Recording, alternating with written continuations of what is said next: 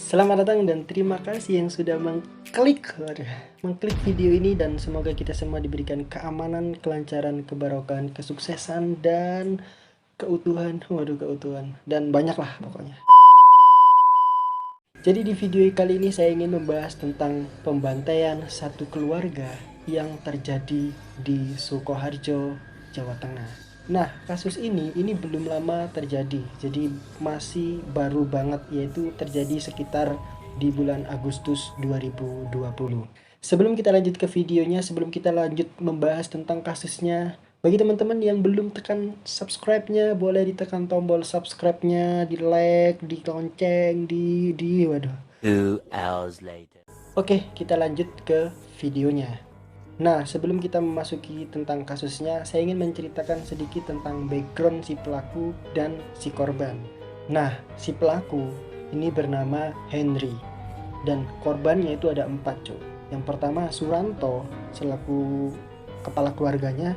Yang kedua ini istrinya Suranto, yaitu Sri Handayani. Yang ketiga inisialnya itu RRI, ini anaknya Suranto dan si Sri.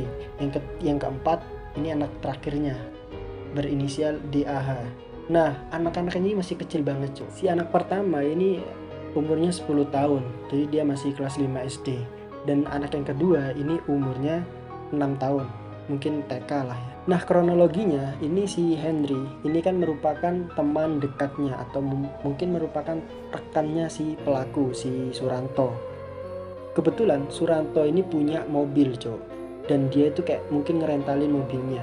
Sampai pada akhirnya si Henry ini minjem mobilnya Suranto atau ngerental mobilnya Suranto. Nah, selesai dirental otomatis kan dikembaliin ya. Nah, si Henry ini mengembalikan mobilnya itu pada tanggal 19 bulan 8 2020 pukul 1 dini hari. Jadi bener-bener tengah malam banget, cok. Ketika si Henry ini ngembaliin sekaligus setoran uangnya, otomatis si Henry ini kan pulang ya, cok. Jadi kayak dia mau pulang, dia memesan ojek online untuk nganterin dia pulang, tapi nggak ada yang nyantol, nggak dapet gitu lah, nggak dapet ojek online-nya karena emang bener-bener malam banget, cok, udah tengah malam banget gitu. Sehingga istrinya si Suranto ini menyuruh si Henry untuk istirahat di tempatnya Suranto, karena emang si Henry ini nggak bisa pulang, cok. Akhirnya si Henry ya mau gitu ya. Akhirnya si Henry istirahat di ruang tamunya si Suranto, dan istrinya ini kembali ke kamarnya untuk nemenin anaknya tidur gitulah. Nah, di tengah si Henry ini menunggu atau beristirahat, si Henry ini main game online gitulah. Kayak dia belum bisa tidur terus main game, main Among Us.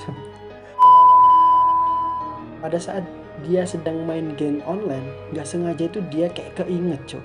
Dia itu inget bahwa dia punya hutang sama leasing dan jatuh tempo hari itu juga, cok. Jadi kayak bener-bener jatuh tempo dan dia tuh harus bener-bener bayar gitu. Otomatis si Henry bingung kan, karena dia nggak punya uang gitu kan untuk bayar leasingnya. Dari situlah niat si Henry ini muncul, cok. Niat jahatnya itu mulai muncul ketika dia ingat sama utangnya. Akhirnya Henry ini punya pikiran atau punya niat untuk mencuri atau membawa mobilnya si Suranto.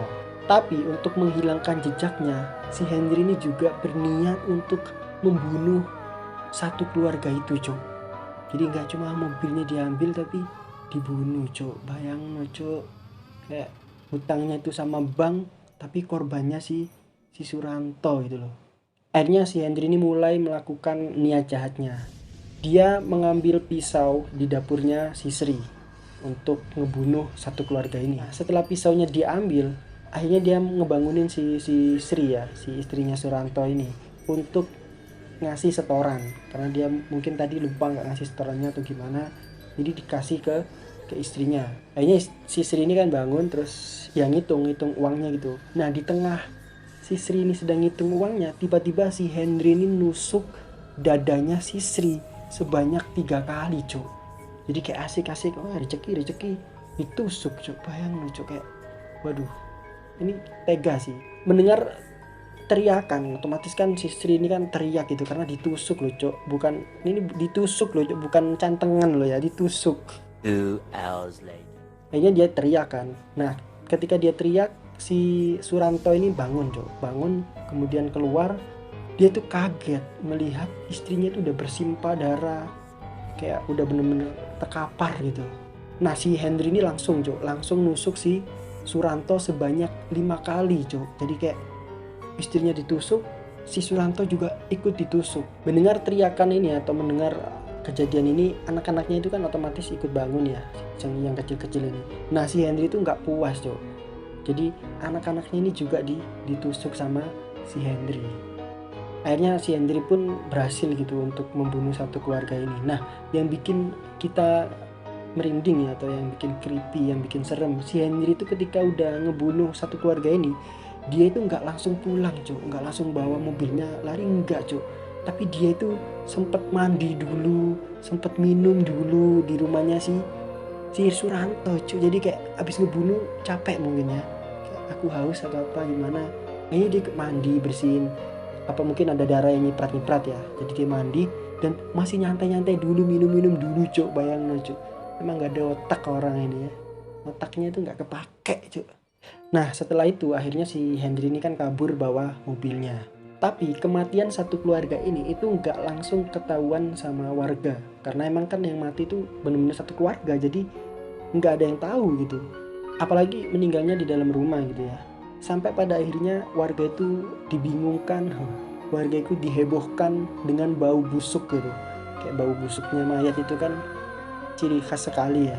Akhirnya si warga ini kayak coba mencari sumber dari bau busuk ini, dan ketemulah di rumahnya si Suranto. Akhirnya polisi coba nelusurin kasus ini, dan 3 jam setelah warga menemukan bau busuk ini, akhirnya si Henry ini ketangkep jadi kayak benar-benar ketangkep, dan dia sudah berhasil menjual mobilnya si Suranto.